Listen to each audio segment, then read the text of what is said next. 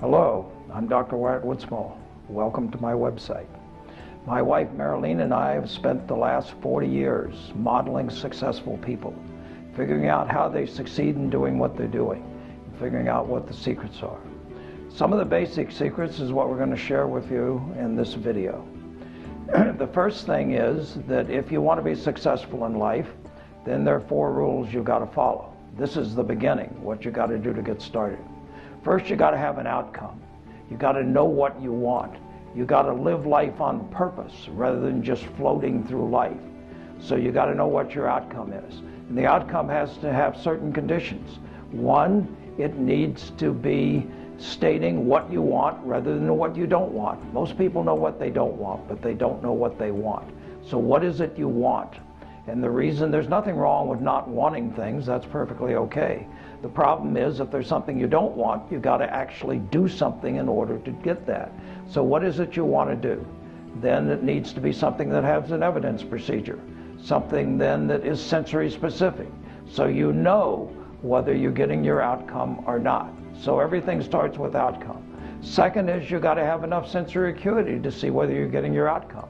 You got to pay attention to what's going on outside of you, what's going on in whoever you're communicating with, what's going on in the world. Because the meaning of your communication is the response you get. It's not what you intend to communicate. It's not what you think you communicate. It's what the other person perceives you as communicating that counts. And the only way you can know that is by paying attention to their responses. The third thing is you got to have enough flexibility of behavior to vary your behavior till you get the response you want. If what you're doing is not working, anything else has a higher probability of working than what doesn't work. So if it's not working, stop doing it and do something else that's much more likely to work. And rule number 4 is take action. So none of this will do you any good unless you actually apply it and use it. So to review, success principles: know your outcome, have enough sensory acuity to see if you're getting it, vary your behavior till you get the response you want, and then take action. Now, when you begin to take action, there's certain stages that anything goes through in moving to become a reality. We all have dreams, we all have wishes. We wish the world was different. And wishing is where it starts. It starts with imagination.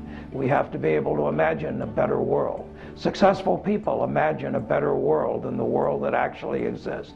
And this imagination is key. You've got to create a vision. You've got to create a picture. And you've got to build on that picture. So everything starts with a wish, but it doesn't stop there.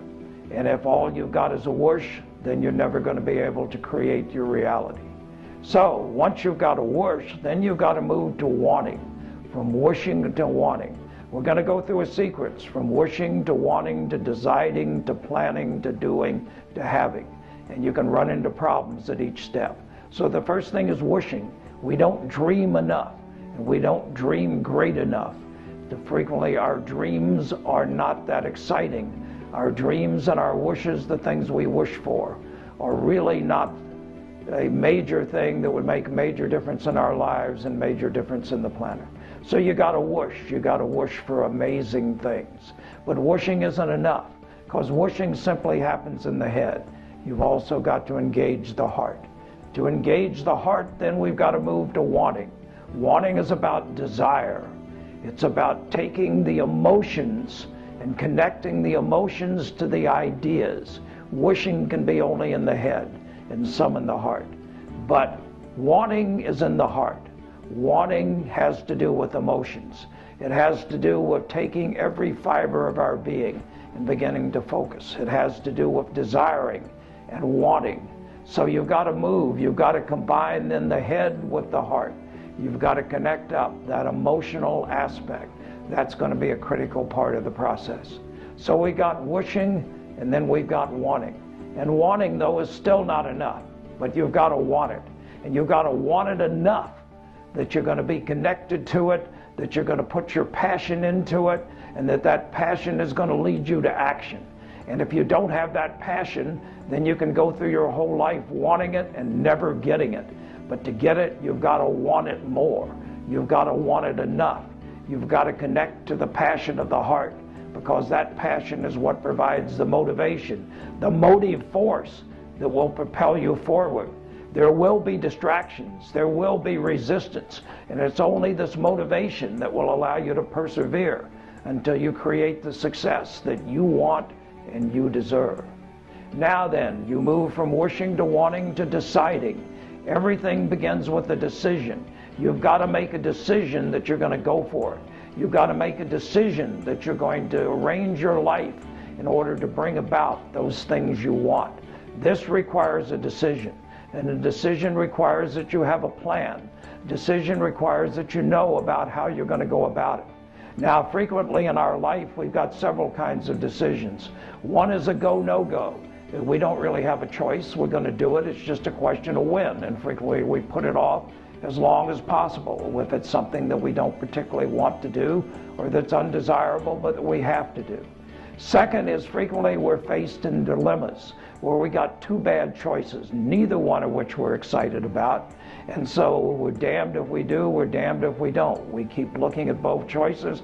Neither one is one that excites us, that we really want. They're simply choosing between a couple of bad alternatives. In deciding, we need to have at least 3 good choices.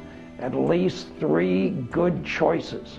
So the first thing about decision is sit down, figure out what you want, and then make a decision as to how you could go about making that a reality, and come up with at least 3 good choices. At least 3 good choices. Now, once you come up with these choices, the next thing is you got to have a plan. Now, planning is one of those things that's most neglected in life. So in planning, we've got to do several things. First is that we've got to take what it is we want to do and break it down into manageable components or chunks. And then we've got to sequence those together in the order that's necessary, because some things cause other things to happen. So first we got to know where to begin. We got to know what steps to get through, and of course we got to know what the destination is, what the end is. That was the goal that we started with. So wishing, wanting, deciding, and planning. Now in planning then, we're going to put things against a calendar. We're going to say in order to accomplish this, we've got to do this, this, this, and this. And we've got to do it in this order, and we've got to do it in this time frame. So the first thing is to break it into chunks to put it against a calendar. The next thing is we got to resource it. So where are we going to get the resources in order to do this? The resources in terms of time, in terms of energy, in terms of perhaps finances, whatever is necessary to bring this about. So we got to have the resources in order to execute the plan. So once we got the plan and we got the resources, then the next thing is doing. Doing is about execution. Frequently people fall down at this part, because when it comes to doing, you're going to meet resistance. There are going to be problems. There are going to be challenges. There are going to be things you're going to have to overcome. There are going to be things you're going to have to work on. And these things you're going to have to work on then, as many of them as you can anticipate ahead of time and put them as part of the plan, then that would be a great idea. And there will be things that you can't plan for and you don't anticipate. So in execution then, execution is about doing. It's about taking action. It's about bringing and following the plan, following it and carrying it out and implementing it and doing it. Execution. And once again, execution is an art and a science, and it requires us to focus. It requires us to have determination. It requires us to follow the plan. Okay, we're moving from wishing to wanting, to deciding, to planning, to doing. Doing is about execution.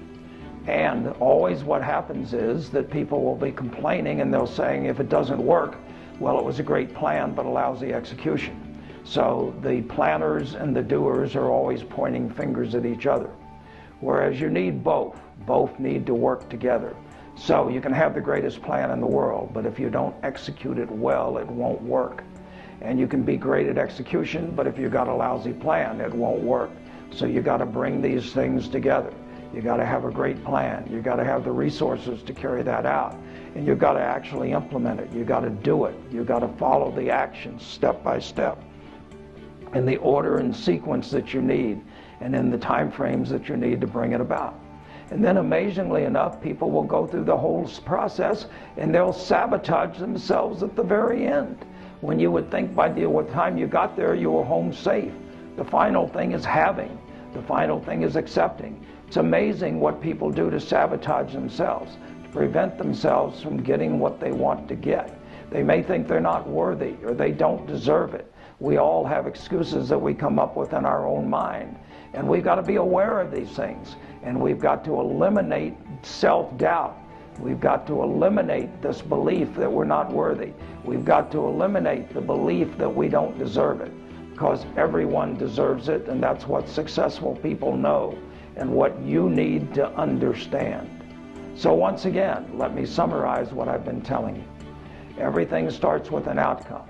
An outcome has to be something that you have formulated so that you live your life on purpose rather than by accident.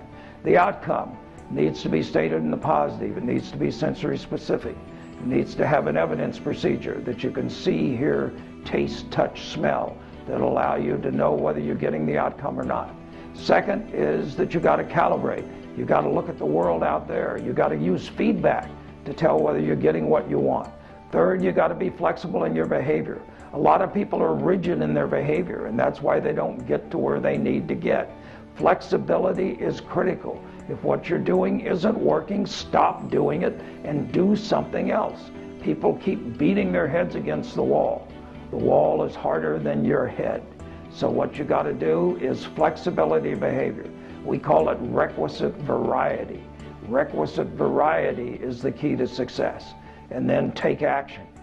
And then when you take action, then you've got to follow the sequence. First, you got to start with a whoosh and whoosh big. Second, you got to want it. You've got to connect your passion to it. Third, you've got to make a decision. And you need 3 good alternatives. You need to make a decision to go for it. Fourth, then you got to have a plan.